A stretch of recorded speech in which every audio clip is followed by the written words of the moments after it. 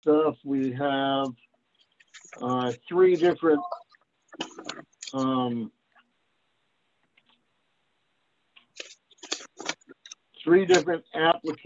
applications besides the prime application, and we need to discuss those and what's going to happen tonight a little bit with prime or Durkee Street or whatever you want to call it.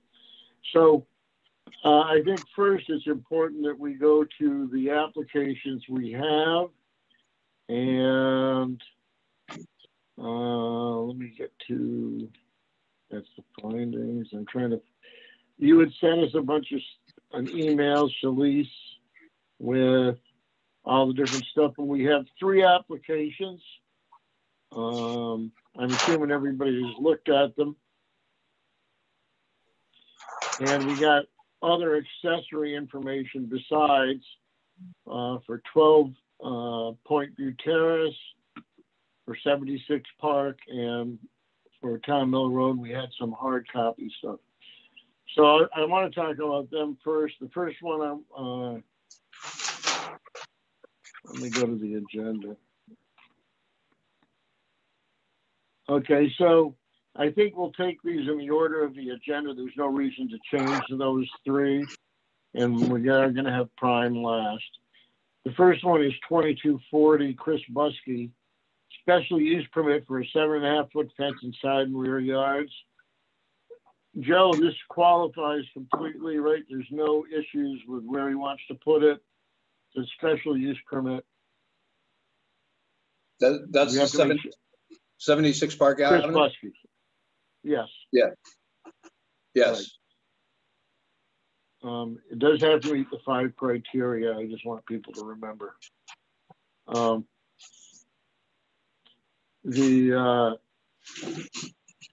Okay, so does anybody have any questions about this one? I mean, it's pretty, we've been doing these lately, these fences in the rear and side yard. And Joe, did they put the stuff, they had a fence, they added to it? Yeah, it's really the top decorative lattice part that kicks it over the into the threshold of needing a special use permit. Right, but they're allowed to do it. So in this case, they're not asking for variance. Right. Does it go into the front yard setback on Leonard Ave? No, it's behind the house. And but they're a corner lot. Yeah, but it does not project into the front yard. Okay. All right. Thank you. Mm-hmm. The next one is Nikun, I'm not sure how you say that, Nikun Patel. Do you know if that is a man or woman, Joe? That is a male. That is a male. You can call him Nick. What is it? Nick. It's a man. Okay. And is it, how do you say it? I don't know how to pronounce the full name. I just call him Nick. That's how he refers to himself when I've spoken to him. All right. I'm wondering if I'll see what I can call him. But anyway, he has an 8-inch vinyl fence in the front yard, an 8-foot rather vinyl fence. I mean, it's not something I've seen us approve very much, and especially their concerns. It's not in the triangle though, correct, Joe? No. Back further.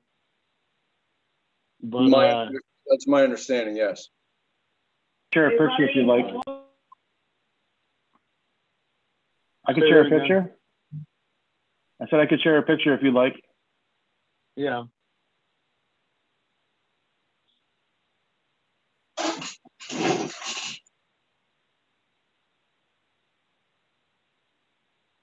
And that's where that fence, it's where that fence is. That's my understanding, yes. And if you look at the aerial photograph in the packet, it comes down, and then if you look also at his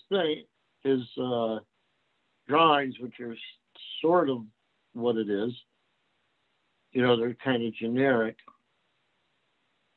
He is especially disregarding the furthest, the end drawing, because that's not accurate.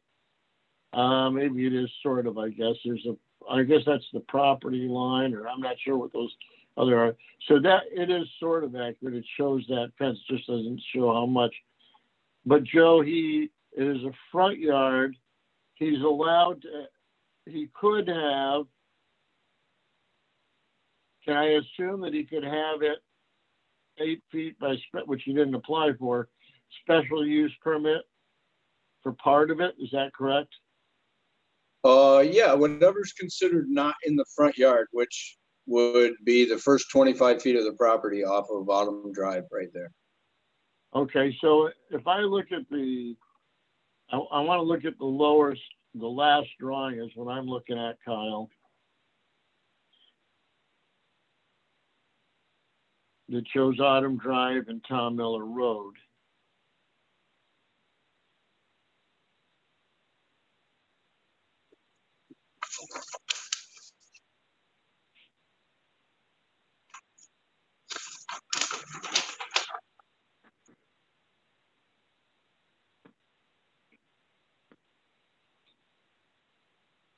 But while Kyle's trying to get that, he can have a 4-foot fence in the front, correct, Joe? Yes. And then, but actually, once he went back 25 feet from the property line, which let's say it's 15 feet of fence around the corner, he could then go to 8 feet with a special use permit, correct? That's right. And then when he comes back down the other side, heading towards Tom Miller Road, that is a side yard. So that could that all be 8 feet? I believe that the language says side or the rear, but I'll confirm. Say it again, Joe, I didn't hear you. I think the language says side or rear, but I'll confirm. Right. So what I'm saying is that he could, between his house and the neighbor, and along that side yard, because that is a side yard, it's not one of the 2 front yards, and all along I guess it depends what he's calling the front yard. If he picks Tom Miller as the front yard, then Autumn Drive would be the side yard. Is that correct? Yes. But he couldn't have an 8-foot fence there because it's also a front yard. That's right. And the way it reads is side or the rear. So side or the rear, it can get a special use permit for an 8-foot fence. So could he have, my question is then, what parts would be covered for sure with a special use permit? The one between him and his neighbor, and the one on the back, and the one on the back, up to 25 feet away, up to 25 feet from the property line, at which point he would have to drop to 4 feet. Exactly. Okay. Do we know where 25 feet is relative to the house on Autumn Drive? I don't know exact. Try and the additional question is, he's got that shed there that actually is closer to Autumn Drive than the house.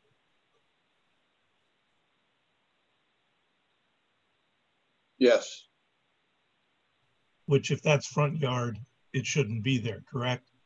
It shouldn't be there, but I don't know how long that's been there. So that could be a pre-existing condition.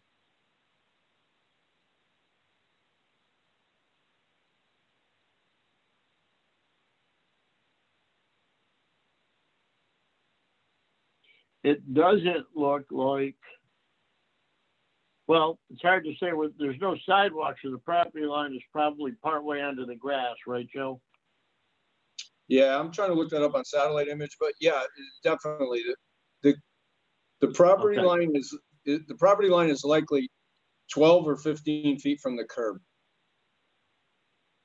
Okay.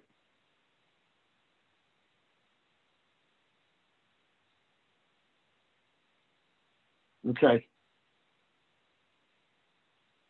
I mean, it looks to me like he can't, it's certainly not going to be, it's going to be pretty hard to grant an 8-foot fence on Autumn Drive when 4 is allowed. And then I would say partway back on between him and his neighbor on the back of his house and the neighbor on Autumn Drive, I guess you could put one, right? 25 feet from the property line. That's right. The house is 20 feet from the curb. So I would guess that the property line is about 10 feet. So the house is 10 feet from the property line. Right. So he could put a 4-foot fence coming off the house. It's still on his property because it jogs out where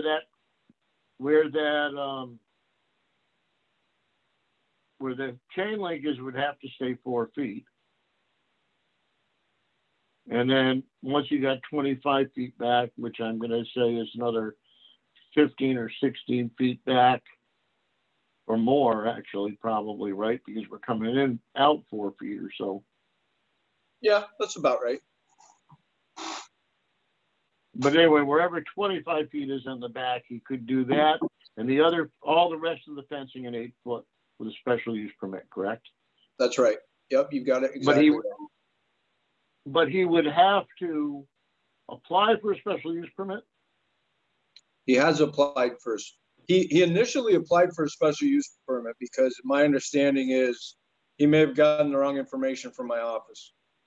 So he applied for a special use permit initially. I realized he needed a variance for the front portion closest to Autumn Drive, so we had him apply for an area variance.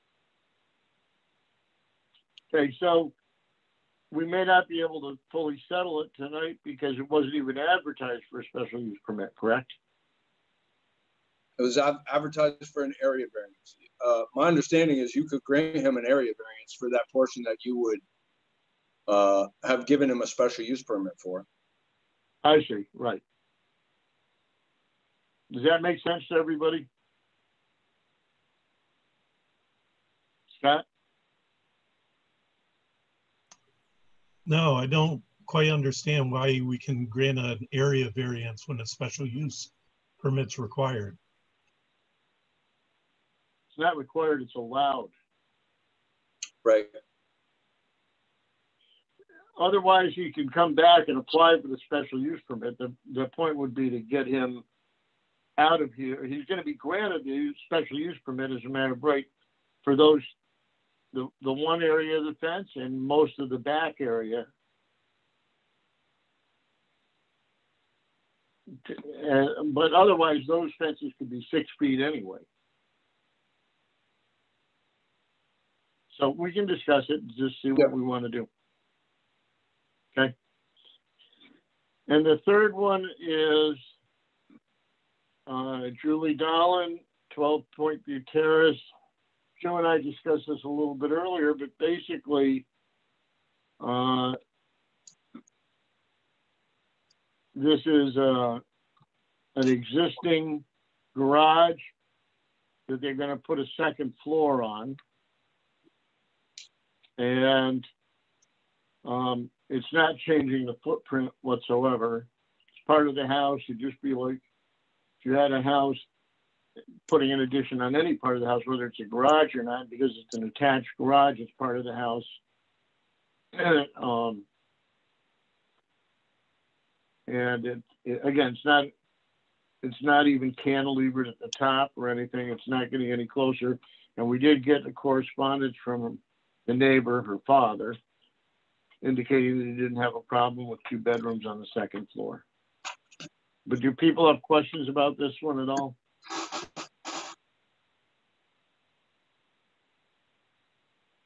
No, I mean, I think it's pretty simple. It has no, it is interesting that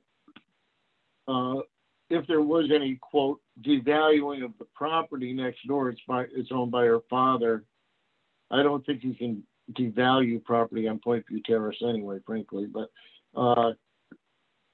I don't think it does, and as the only neighbor, and certainly at some point, if he goes to sell the neighbor, the father, goes to sell it, then he would bear the consequences of the house being taller next door, I assume. So I didn't have any issue with it, but does anybody have questions about it, or no? Okay. And I don't know, I think I'm going to be pretty tired after these three, and I might want to adjourn. I don't know. I'm thinking that. What do you think, people? Anyway, we will be, it's only 6:46, so we're doing good. We will be doing these three and then waiting for Kelly. We can discuss Prime a little bit now. She's not here. I don't think that our discussion about it in general is going to be a problem because, do you, Corey? Because she's not here and she's going to be voting on it. The pre-meeting, we've been through so much of this stuff constantly. Okay, so we've talked about doing a resolution for the findings. We have not done a resolution yet for the SUPs. I had some ideas and thoughts that I sent out. And I know that there were discussions relative to the same findings approval at the planning board, and that they postponed after that. And I guess the first thing is going to be to talk about the findings. I have some questions still for Prime myself. I think other people might. We've had some correspondence. We're now at the point of this 62-day voting limit. Actually, we're not. I think it's next Monday. It's the 22nd, I believe, if I'm correct. Yeah, Ron. Do you know? Yeah. To that point, I want to update the board that I received a telephone call from Charlie Gottlieb over the weekend, and we discussed the issue very briefly about the 62-day time period. His client is not, and I'll let him speak for his client if he's given an opportunity, but I'm relaying to you our conversation. He indicated that his client is understanding that this is difficult and would agree to a reasonable extension of the zoning board's time to render its determination. But they would ask that to the extent a extension is required, that the board consider scheduling a special meeting as opposed to waiting until your next regularly scheduled meeting. So I wanted to relay that to the board, that I received that communication. Okay. Charlie. That's good. That's good to know, so we don't have to worry about some, frankly, adversarial tone creeping into our discussion, I would say. I don't know how people feel about a special meeting, and we'd have to poll the board to talk about when that could be and what it could, what has to be done when. I think that we have a lot to do. I do have, I had made a lot of comments. I spent quite a bit of time going through the findings. And of course, the findings that we have, this final, I think it's February 20th, correct me if I'm wrong, final findings, does not have a whole bunch of appendixes, doesn't have a bunch of stuff. It just says, here's the information. And so I went through, as we discussed that I might, and looked at parts of the findings that I found might have changed, and or because the more something has changed, or we've got new information since the findings were done and accepted by the council, or where I found, and I'm not sure that everybody's on every side is going to agree with me necessarily, but where I found areas that may not have received emphasis, specifically and especially about the concept of variations and the ability of the planning board to allow variations and how that affected several aspects, including mostly parking and setbacks. I mean, one of the things we need to understand is that there's not a height variation here, as an example. So when I went through this, but there is a height criteria. There is something to say about the height and the general character of the neighborhood, just like one of the 5 criteria is adequate parking. And we're getting all this information. I got a letter today, I think we all did, right, from Matt Fuller saying that which I didn't think I was, but and Charlie were telling the board that we couldn't consider parking. And I'm not sure whether we can or can't, but what I can tell you is that first and foremost, as we're working on this finding and doing our own findings, I think we have to be careful, and this is what I tried to do, and we can start taking stuff out of many of my suggestions, but I went through and everything.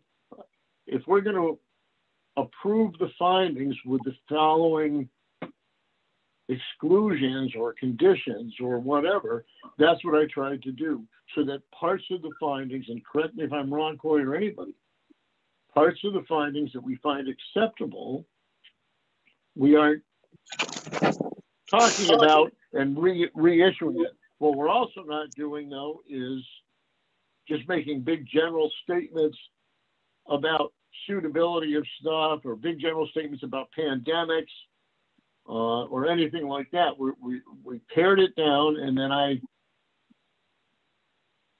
brought it back up to full length, I think. But I think that, and some of my wording may not be correct. So I think that we need to be pretty careful with, and I'm concerned because I watched some of the planning board discussion about their findings where they were, and I promise that I will not use the word frosting, which I understand upset people, except just now. But I will tell you that I think that we need to be careful and go through this and make sure that what we're saying and what we're agreeing to this is about the findings first, and then afterwards we can talk about, just because we find there may be, and I don't know, that was one of my questions. I didn't say, in most instances, did not say will or won't have an adverse impact. I said may have an adverse impact. And I don't know if that's allowed or not allowed, but I did it. I don't know if we can put that in our thing, because I don't know, because if not, I would change it from may to will have an adverse impact. And I tried not to do that. I mostly what I was saying is that stuff, and I know you've all read it, and stuff has changed. The world has changed, and we have new information, as an example, about the height. We have a pretty good idea now how different in height this building is to other buildings. Does that mean that they should go to a 3 or 4 story building? That's not necessarily our purview. What is, though, is that we talk about how that height affects the neighborhood around it, just like the parking does affect it. So I did get comments back. I sent this out individually so people would understand it a little bit, just as food for thought. But I think that we need to go through the findings tonight. I don't know how long that's going to take. It'd be very nice if we could do this and get to a finding that we agree to. I think we also want to talk to Prime a little bit about maybe some compromise or some things that are mentioned in the findings, in my discussions in the findings, specifically about setbacks and parking, and see if there's a spirit of compromise, as an example, to adjust the setbacks. And I thought reasons why they were not addressed properly necessarily in the GEIS. And I understand that we were supposed to be, and we're a part of that process. I would dare say that none of us has ever done one. Nobody. I don't even know if Dean, if you've done one or not before this. But the fact of the matter is, not to say anybody was wrong or right, but what I can tell you is I don't know as we understood our responsibilities and our opportunities during the GEIS reviews. And I think I always felt that we could do our own findings. And if we differed, that we could bring those up. So I'm doing it as best I think that I can. You know, this is not, as we all know, easy at all. This is I would dare say that no matter how we act and what we do, somebody's gonna be upset. So go ahead, Kat. Yeah, I just wanted to get Corey's input on anything that you worked on as far as on your own on the draft findings and any other thoughts you might have before we go into the full meeting. We only have a few minutes left of the pre-meeting. So, I mean, in my own, I didn't get a lot of time, honestly, to look through your draft. And I'm not, even to the extent I agree with any of it, I'm a little concerned that we are varying from the findings, and I'm not sure is allowed. So, I mean, we need to make our own findings, but again, I think there needs to be support in the record for it. So I don't know if, and I know Corey has had a busy agenda, so I'm not sure to what extent he was able to review it, but I just want to get his input on it. Thanks, Kathy. How are you feeling, by the way? Are you on the mend? All right, good.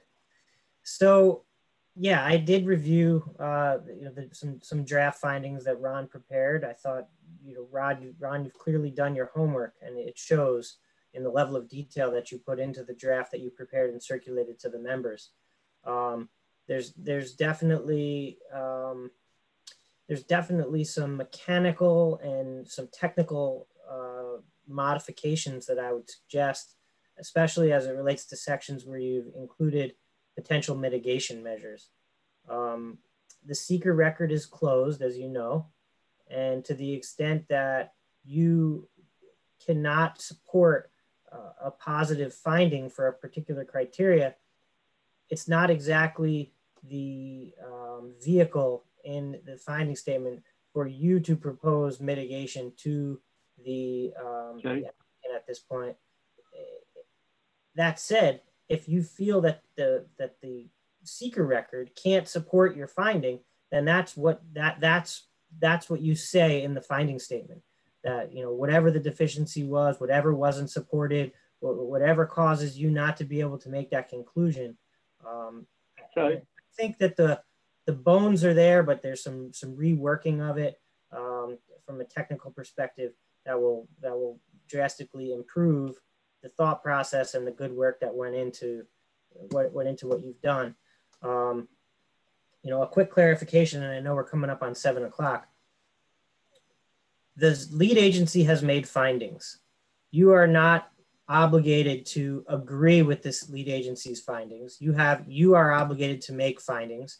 To the extent you agree with any of the lead agency's findings as a board, you can adopt those findings. To the extent you disagree, you will provide the evidence, the support that you find in the seeker record for your conclusion. There was also a draft positive finding statement that was prepared, presumably by the city, by the applicant. I'm not clear who prepared that document, but you were provided with a positive finding statement where somebody has already gone through and given you their opinion about the seeker record vis-a-vis the special use permits that you're being asked to consider. So you don't have to agree or disagree with those draft findings that were prepared for you, but to the extent that you do to any of them, you could adopt them as your own findings. And then finally, as Ron has done, he has taken the time and effort, and it shows, to prepare a set of draft findings for the board's consideration, for you to individually agree or disagree with, modify, change, amend, adopt. And that's what this deliberative process is for you to kick these things around, discuss them, research them further, as Ron stated, get additional information from the applicant to the extent that you want to do that for them, to put additional information into that review. So I just wanted you to be clear on what your obligations are. Ron, I commend you. You've done good work, and I think it's now a great opportunity for the board in an open and in an open meeting and in front of the public to review, discuss, deliberate, and then to the extent that you all make conclusions from this, you can direct me to help you memorialize them, as long as you as a body have decided in what direction you want to go on any particular finding. And I am here to help you with that. So if you come to agreements on any particular finding that you want, me to help you draft, that's why I'm here. Okay. So let me ask this procedurally, and I guess we got to go in a minute, right? Procedurally, this evening, we could, as an example, go through the points that I brought up as part of the proceedings for the draft, that I'm concerned about for our findings regarding the GEIS, and then prepare one after this evening memorializing those points that we agree on. Correct. Okay. Okay.